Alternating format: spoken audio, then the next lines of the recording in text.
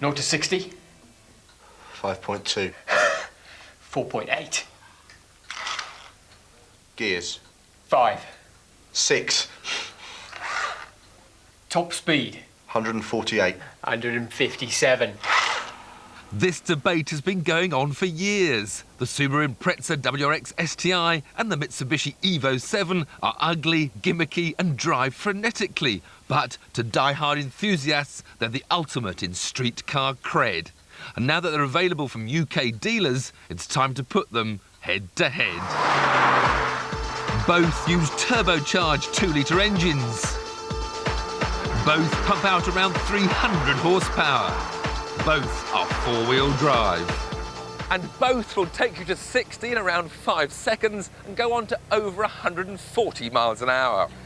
What we have here is the top of each range, the FQ300 EvoVII for £31,495 and the ProDrive style Impreza for £27,495.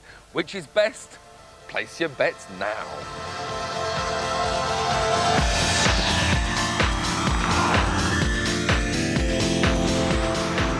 Behind the wheel of the Impreza, you soon realise that these cars are as extreme to drive as they are to look at. I can feel every bump and ripple in the road reverberating up through my spine, and the noise from the tyres sounds like it's been amplified through the CD player. Then there's the power delivery. Under 4,000 revs, it feels like you're driving a shopping car. But as the needle rises, it suddenly grows horns and turns into a supercar. Mind you, to keep the power there, you need to make frequent changes of a 6-speed gearbox that demands 100% concentration. Jump from the Subaru to the Mitsubishi and you find a world of surprising contrasts. Let's face it, first impressions are important. I'm certainly not so happy behind the wheel of this EvoVII. I'm sitting too high and these red dials are a real turn-off. There's really nothing to show me that I'm in anything special. And it's only got those 5 gears, but they do change very smoothly with an engine that's got a much wider power band. The ride, however, is even more intense than the Impreza's. You won't relax in an Evo unless you park it.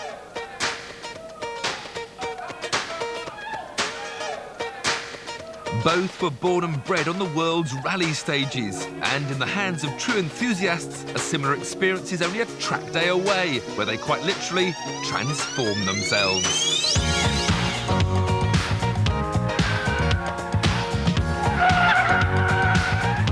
Now, the suddenness of that power delivery doesn't really matter because you've always got it above 4,000 revs. And this 6-speed gearbox that seemed a bit awkward when you were dawdling along the roads feels just right, it's perfect. And the car has totally come alive, it doesn't feel too stiff on this smooth racing track.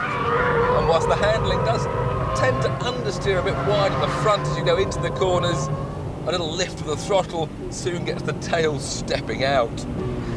Now, Subaru quote this car as having just over 260 horsepower, but if that turbocharged air gets too hot, that power drops off, which is why you've got that great intercooler under the bonnet.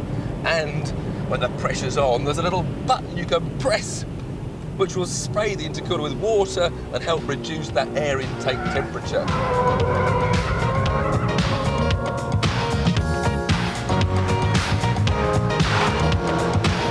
And you'd certainly be under pressure if you had this EvoVII in your rear view mirror, because this FQ300 has 305 horsepower. And although they won't tell us what the FQ stands for, it's certainly effing quick. The brakes seem to have got a bit more fade than the Subarus, especially after 3 laps of hard work. But there's no doubt, if it's excitement you want, then the Evo is the car for you. It too has a button to press to spray the intercooler, but now there's an automatic mode which will chime in when the temperature goes above 60 degrees, so it'll leave you to sort out what the car's doing. But the end result still seems to be pretty wild to me. But the Evo also has an electronically controlled active centre differential and its active yaw control to come to your aid. And all this adds up to a lap time some 2 seconds faster than the Impreza's. So it's the Evo that's the quickest and most focused track car. But it's the Impreza that's the best all-rounder. It's got the more extreme looks, it's easy to live with from day to day, and with the £4 I'd save, I could pay for a couple of track days, plus the new brakes and tyres I'd need after them.